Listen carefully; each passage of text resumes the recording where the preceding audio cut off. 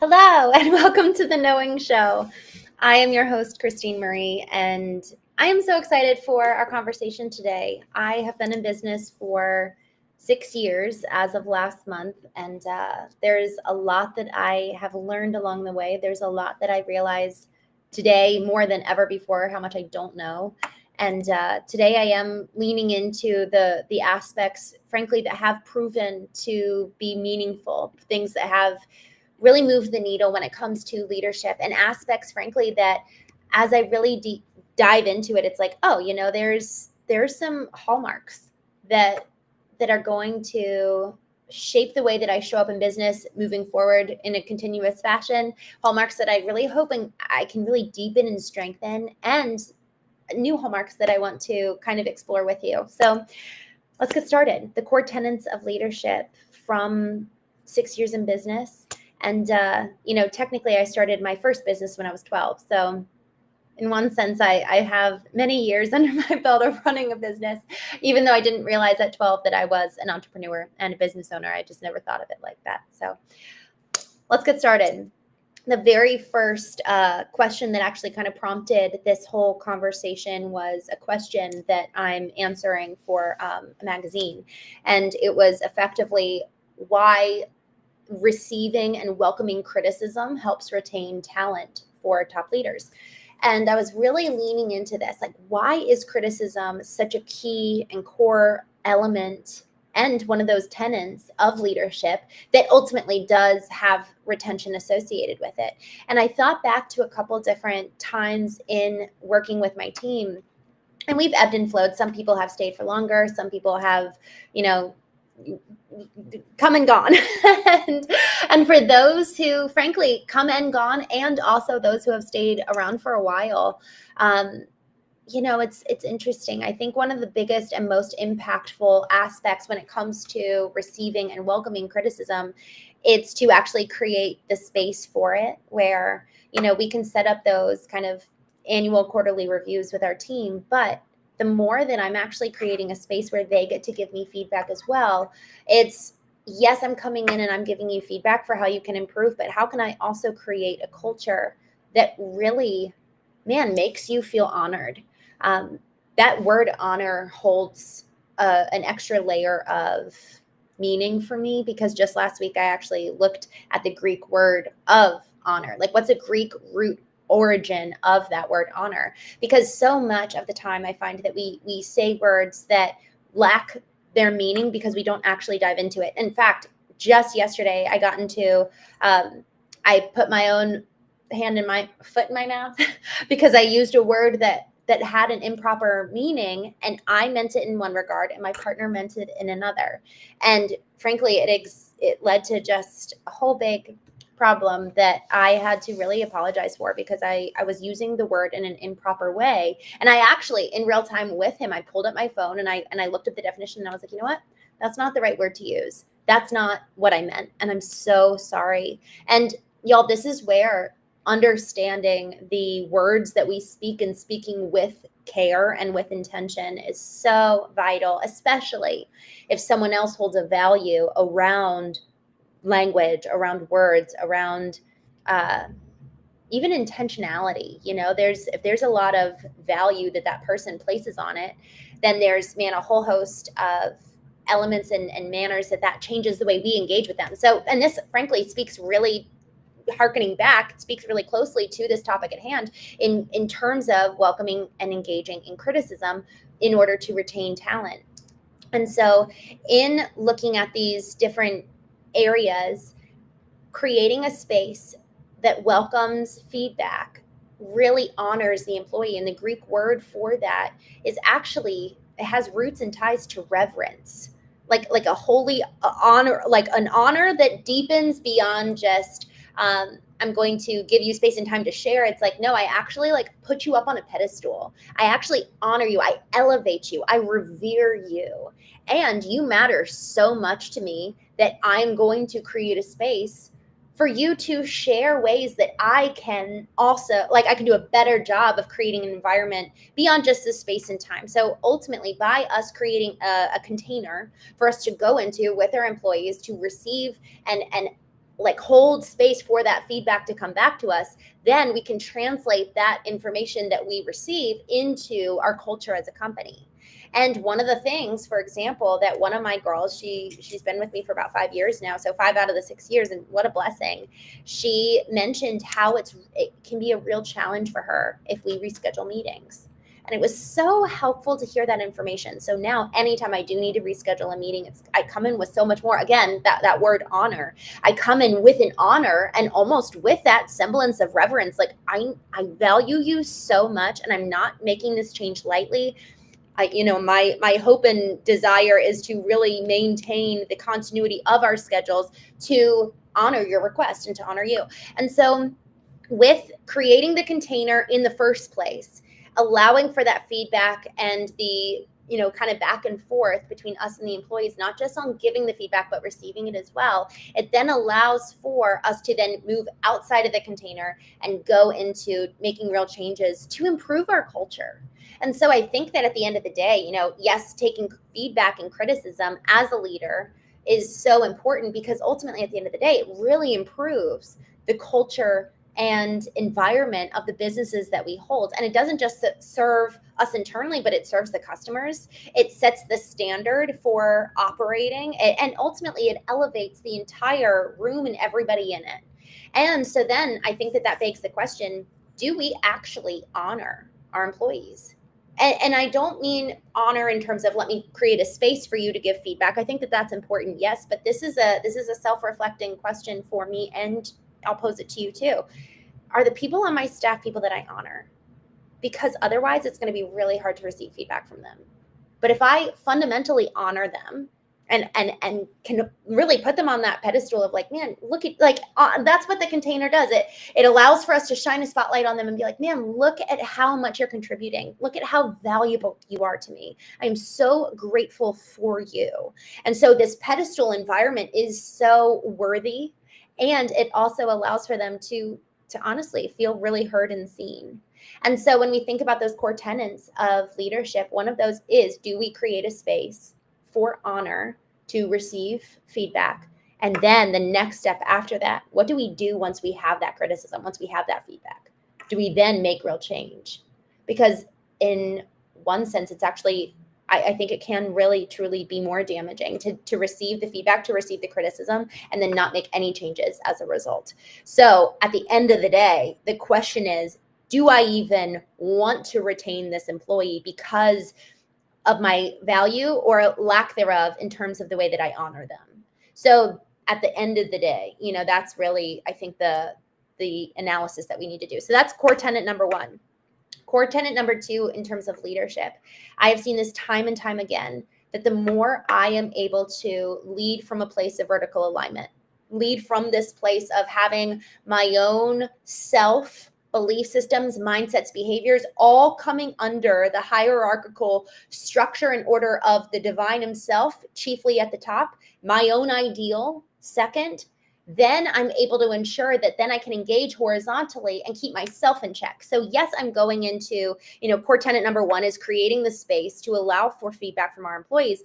But honestly, number two, in terms of, yes, but I've got to be the one leading by example. I need to ensure that I'm entering into that container in the first place, vertically aligned, that I show up every single day vertically aligned. And they know that. My team knows my practice of vertical alignment. They know, and I've even come on calls before, and I've been like, ladies, I'm having a hard day, and that doesn't mean it gives us excuse for not showing up with excellence. So we all know that emotional intelligence, being aware of our emotions, does not ever negate the execution of excellence. However, what it does do is that it provides verbiage, it provides boundaries, it provides a safeguard.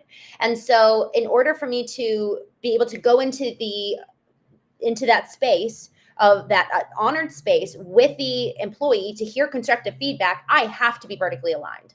I have to be under the hierarchical of the divine, my ideal, so that my ideal is powering me forward to then enter that space horizontally with my employee. But if I'm out of alignment, that is a dangerous place for them and for me, because it is my pride and ego are really going to be coming into play as well. Ooh, I brought the book Letting Go. It's over there, so I won't get it right now.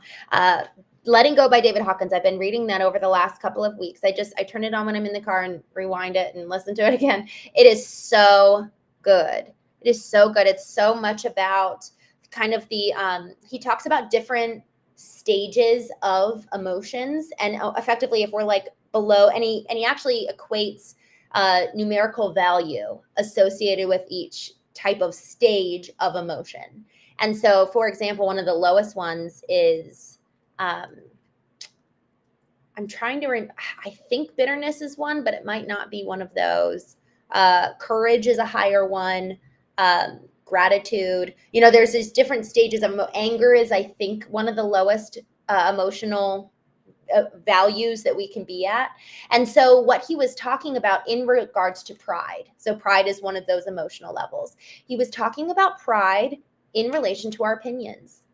If we have pride tied to my opinion, my belief, my behavior, my preference, if we eliminate my, and it simply is, this is something that I really enjoy. This is an opinion I hold. This is something that, it's outside of me, and it's something that I love or like or respect. That gives so much more opportunity for someone to come in and say, Christine, that behavior, that should probably be altered because that's not in alignment with your ideal. Rather than, oh, well, that's my behavior, then there's a problem with me. Rather it's, oh yeah, I can actually sit and analyze the behavior. I can sit and analyze a belief. I can sit and analyze an opinion because it's not intrinsically tied to who I am. The more aspects of our lives that are tied to our intrinsic being and our intrinsic worth, the more pride and ego are thus associated as well. And therefore, it is so much harder to let go, hence the title of the book, Letting Go. Let go of something that is no longer serving us. Because if we want to elevate in those emotional levels, if I want to move from pride to courage, I'm going to have to actually let go of pride.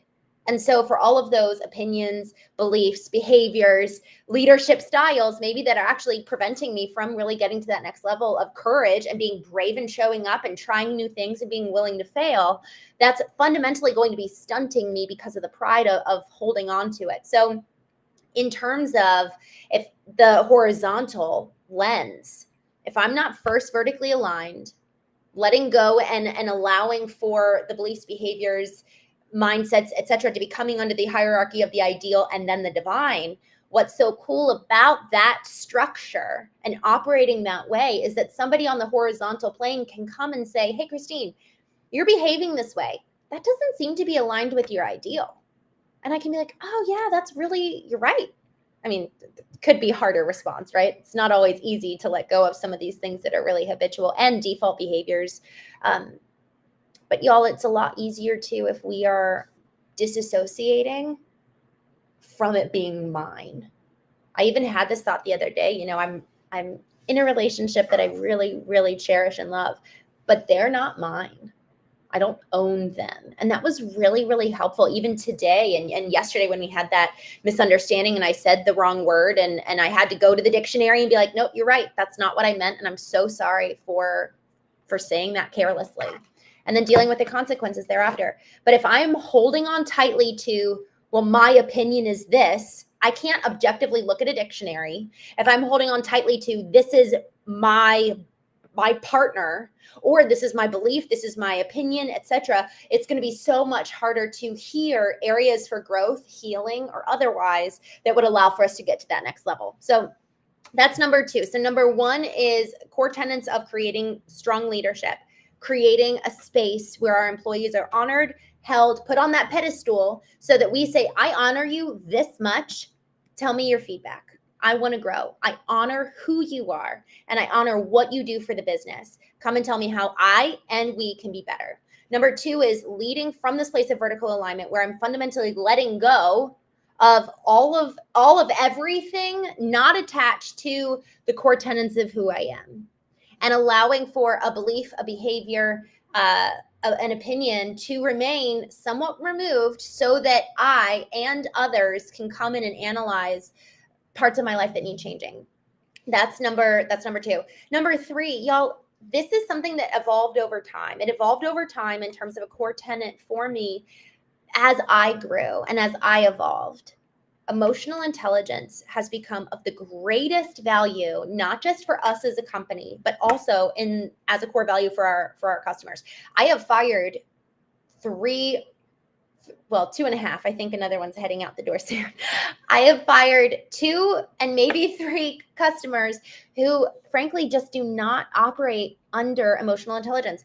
And so what emotional intelligence is, there's 2 parts to it. The first is the ability to be aware of, understand, and express one's own emotions.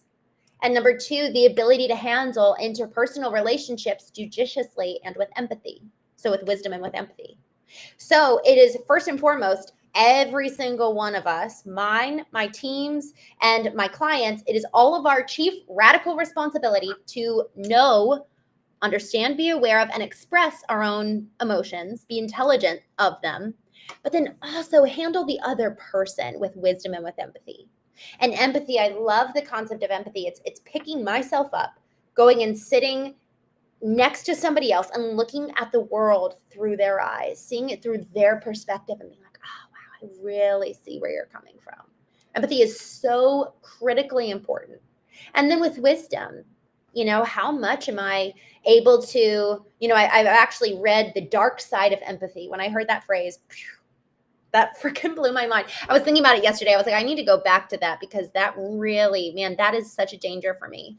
I can sit too much with them that I really start believing what they're saying rather than, okay, that's your experience. And I really, man, I feel what you're feeling. And this is mine. I know mine. And wisdom allows for looking at the objective truth. So emotional intelligence is me knowing my experience, me empathizing with their experience, and then looking at the objective experience of what is. And so with working with clients, particularly in the marketing and branding space, whether they're trades companies, trades professionals, or executives, sitting and being able to look at all 3 of these aspects, that is so important. That is one of the highest values that I hold for myself, that I need my team to hold and that I need the customer to hold.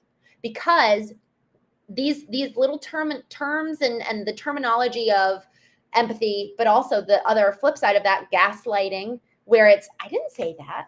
And it's, well, no, actually, we have it on record from a meeting. That's an example of one of the reasons why it's like, hey, we're actually not aligned. If there is going to be a complete shift in personality or a complete shift in what you're saying, and then a denial of what you guys initially offered. Thus, emotional intelligence is a core fundamental value of us. And y'all, it's informed the manner in which I lead. It actually allows for me to know, okay, I need to be meeting with my team individually on recurring basis. And I know that 10, 15 minutes of that is me actually hearing how they're doing. I found out one of our girls was getting surgery. I found out one of our girls, something terrible happened in her marriage. It's like creating the environment, the space for people to feel safe. And this is what I've also really struggled with. It's the emotional, the space for emotions and the call to excellence. Those 2, excellence is another chief value of ours. It's, yes, I really want you to feel safe to come and express and share. What can we do? All right, it's time for business. It's time to actually activate our IQ now. This is where I love the language of these core intelligences: emotional intelligence, intellectual intelligence, spiritual intelligence, physical intelligence. There's one of our girls is training for a race. We talk about physical health on our team. We talk about spiritual health on our team. Who we are in terms of that second core tenet, vertical alignment, who we are in that regard always translates into each one of those intelligence categories. And so then we need to be able to assess the health, the integrity, the vitality of each one of those intelligences for our own sake, and frankly, for our team. Am I drinking too much the night before that I show up groggy and just not very clear on a mental level? Our physical decisions, our physical health manifest so much in our businesses. Okay, so emotional intelligence is one of our highest values, which I think when it's framed as a core tenet, we need to know what our values are. And then we need to make business decisions as a result of that. And what that means is that we stand to lose money. But it also means that we stand to gain money by voicing it, putting it out there, and then we attract the right people. When we talk about returning to that book by David Hawkins, Letting Go, the level, the numerical value associated with these different levels of emotional energy, let's say. When I say energy, I think of if somebody comes running up to me and I've never met them before and they have a big smile on their face and they're like, "Hi, I'm Jacob." And I'm like, "Oh, hey, I'm Christine." I'm going to feel an emotional energy exuding from Jacob because he has a smile on his face. He's effervescent. He's coming forward with an energy around his demeanor. Now, if I'm at, say, another event and Susan comes up and Susan has their shoulders slumped a little bit, has a little bit of a scowl, looks kind of pissy, that there's an energy there. And what Hawkins talks about in his book is that Jacob's energy is higher in terms of numerical value than Susan's energy. That's lower. So that the negative emotional state of the person lowers their energetic level and manner in which they engage with the world. And so this is what's so interesting. If we are to lead our team to be able to perform at a higher energetic level, we need to make sure that we ourselves are operating at that same frequency that we want our team and our business and ourselves to show up into the world as. And then we get the people who kind of match that energy. And we also repel the people. Probably Susan won't like me. Jacob might more so because I operate more like Jacob. I'm like, "Hi," yay, I love life. Every day is a miracle. And it really freaking is. And for everyone who doesn't believe that, they're going to run for the hills. And so this is another core tenet of leadership. The first is the ability to engage in a space with our employees where we hear feedback, putting them on a pedestal, really honoring them, which begs the question, do we honor who they are and what they do for our company in the first place? Number two is being able to operate vertically aligned, because who we are infiltrates every part of our business for our teams and our customers and otherwise. And then third, our values need to dictate and drive our business decisions. And so this fourth one of what is the energetic brand frequency that I want to bring into the world, myself personally, because people do business with people, I have to answer this question for my own self, for my brand's vitality to then show up on social media differentiated, or else I'm going to try to look like everybody else. So I have to know it for myself. I have to allow for the fear to be addressed of, well, what might happen when I repel people? And I also need to address, but what's also the other side of that? I wrote this in my book, Knowing. There's a familiarity and a comfort I feel with examining the areas I need to grow. There's actually more discomfort at this point for me to sit with the areas where I really shine. But in order for this fourth core tenet of allowing for our energetic, true branded self to come forth, we need to acknowledge the light and the dark. What's the propensity for the light and the shadow? And the more I actually can communicate that with social media, let's say, but our team and our customers and myself, my partner, and most everyone who matters to me, I can ask for help in the shadow areas. And I set the expectation for what they can experience across the board. My team knows that actually it's hard for me in certain ways to go and show up and create content about certain things around what I really do well in. It's still a struggle, and I'm working through it right now. It's hard for me to sell. And I realized the other day, I think why, I have some guilt around money, and I hate asking people for money. It's so bizarre. And so I'm really leaning into it because I know that it's not going to get me to where I feel called to. It was so interesting. I was talking with a business coach the other day, and they were like, "Christine, why are you in business?" And I was like, well, I really want to impact. I really want to see impact. I want emotionally healthy businesses, communities, individuals. I want education systems completely changed because they know how to engage with children between ages 2, 3 to 7 to train them how to handle their emotions. And I kept going. And he's like, okay, That's what you want for other people. What do you want for your business? And I was like, okay, I wanted to create the frameworks and and then I kept going. He's like, no, what do you want for your business? And finally I was like, to make money? And he was like, yes, that's why you own a business. And I was just like, okay, you win, fine. I need to make money. And there's something in me that I hate the thought of just trying to make money. It's too black and white. It's too linear. However, me going to the other side and saying I'm just in business to make an impact. That cannot be true. Otherwise, I'm a nonprofit sitting on the side of the road waving a sign that says, become emotionally healthy, cultivate your intelligences. I need to make money in order to do the things to which I'm called to do. I need to be compassionate about money. I need to stop and remove the guilt. And I have some kind of strategies in place of how I'm going to do that. And I'll talk about that maybe in another show. But man, y'all, it is so important that we know where we're weak so we can get help. And it's so important that we actually show up as we are on social media with our team, with our customers, online with our families. Otherwise, we're just, I really believe it is the greatest pursuit of life for us to know who we are, because only then can we truly connect. Only then. My therapist said this to me right when I started therapy. My marriage was ending and I was just so broken. And my therapist reflected back to me. He was like, Christene, in order for real connection, two people have to be present. You have to let yourself be known, but you have to know who you are first. And he didn't say it in that way, but I just, as he was talking, I was like, wow, like I have to know who I am in order to experience real connection, real community, real relationship. I wasn't in a real marriage. My husband was married to a non-person. So the question I have for myself and for you is, am I showing up as me? Because with that is going to be the veracity of the light and the shadow. They're going to see the shadow. So are we brave enough to let the shadow be seen? And am I brave enough to let my light be seen?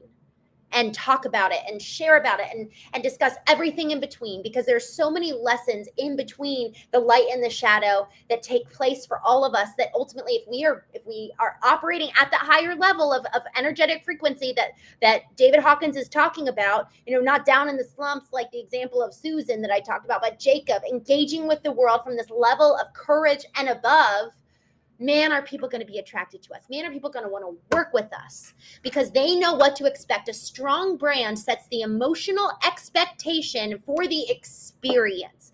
I have an emotional predisposition about what it's going to be like to work with you.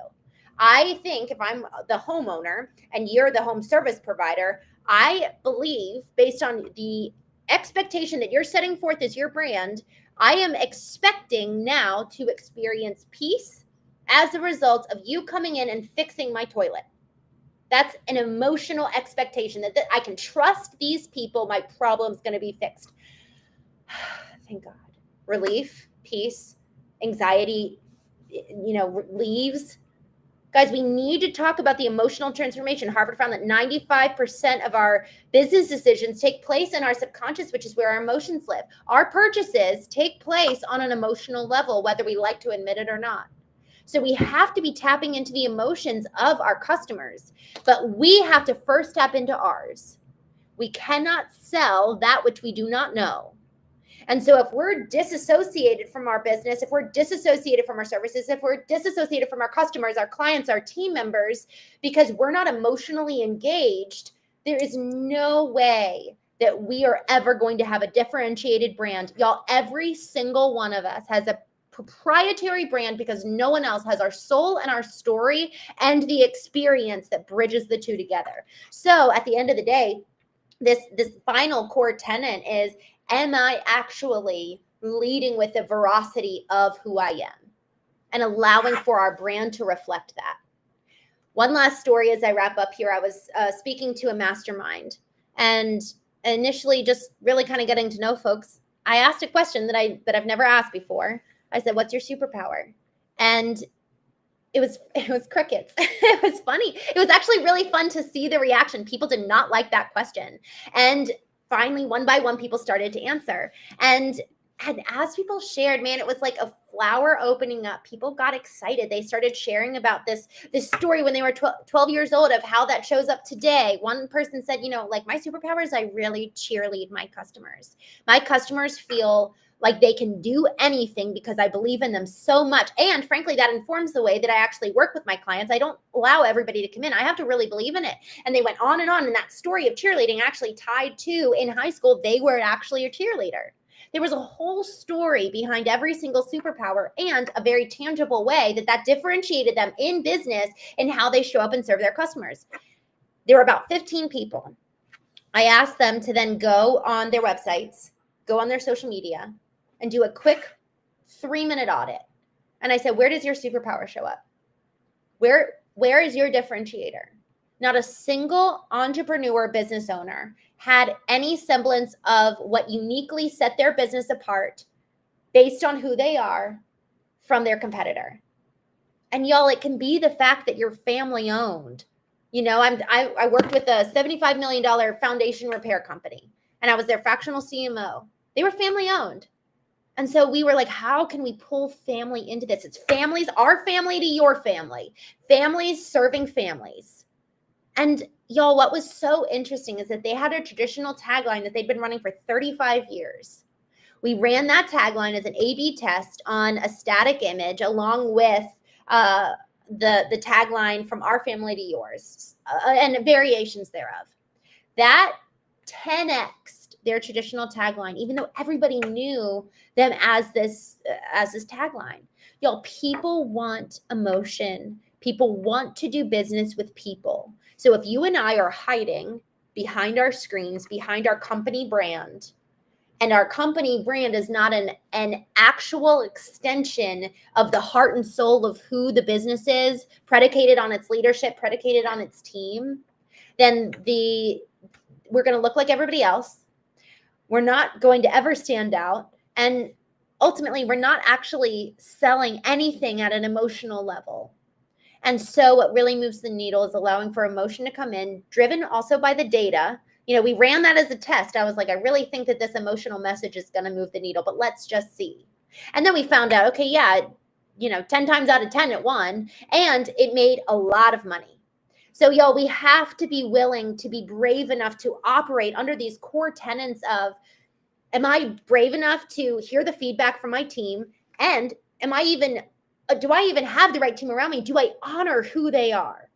Core tenet number 1. Core tenet number 2, am I leading from an aligned place? Or am I so horizontally aligned by my competitors, my colleagues, my customers? Is everyone else in the driver's seat? Or am I steering the ship? Am I the captain of my company? Third is, am I actually operating at a higher frequency that's allowing for my brand to stand out? And y'all, are our values ultimately really driving and directing our business decisions? That is so incredibly important that we know them and we make the hard business decisions. I have to make a hard business decision this week based off of one of my core values, and I'm not looking forward to it. But we have to know our values. We have to know who we are in order to thus allow for us to stand out, shine, and attract and repel that who we do not and cannot and will not serve because they are fundamentally misaligned. We have to know our ideal targets and our unideal targets. So with